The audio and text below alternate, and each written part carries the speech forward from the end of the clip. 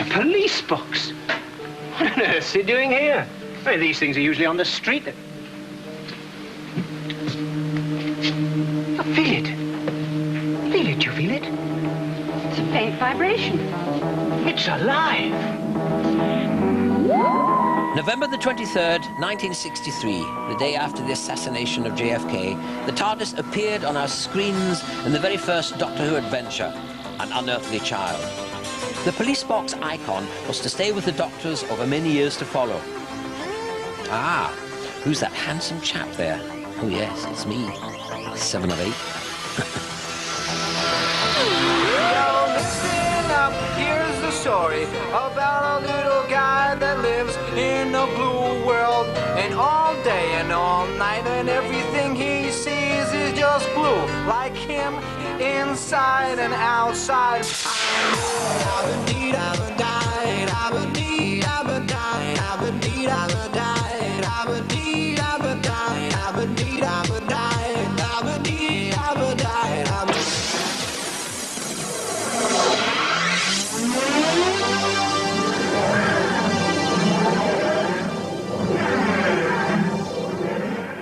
Over the years, the police public call box has taken many forms. From this concrete shed in Aberdeen, and the standard police posts, through to the Mark II TARDIS boxes. A variety of styles, designs and colours, which quite literally varied from county to county throughout the UK. Over the course of our journey through time and space, we'll take a look at the history of the police box, including modern uses, influences and interpretations. They've all adaptable. Some even doubled up as air raid sirens during the war years.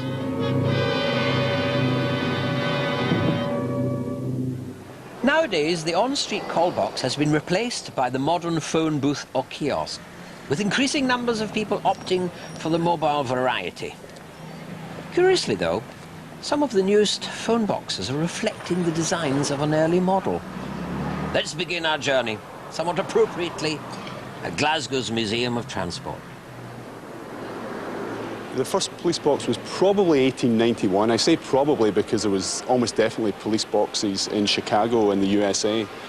But there was a patent application by Charles Egger in 1891, and it was for a very ornamental box, mechanically designed by McFarlane & Son, the Glasgow foundry.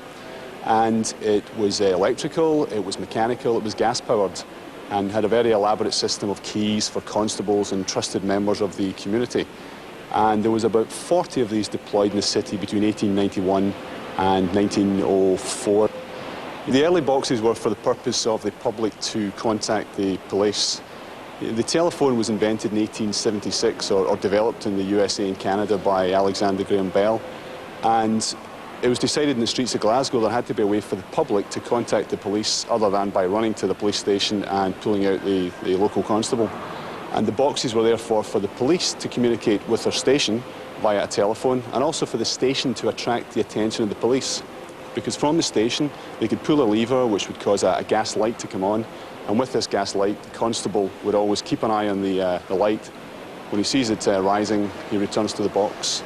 And then the trusted members of the public, they were given a key, and they were able to open the box and access the telephone equipment.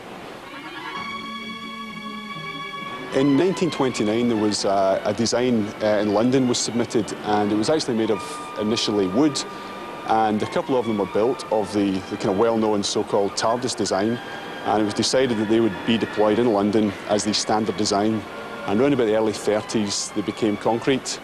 Glasgow spotted the idea through its Chief Constable Percy Sillitoe, and he organised the installation of essentially the largest network in the UK.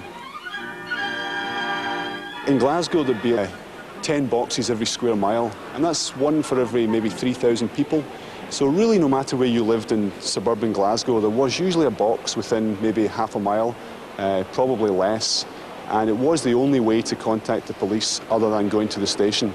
This new design was definitely for the public, and if you notice the door at the front of the box, when you pull this door open, behind it is a loudspeaker phone, and that immediately connects you up to the police station, and you can communicate back and forward with the representative there. The London boxes are well known to be blue, primarily through the Doctor Who TV series. And walking around the streets of Glasgow over the last 30 years, most of our boxes were also blue.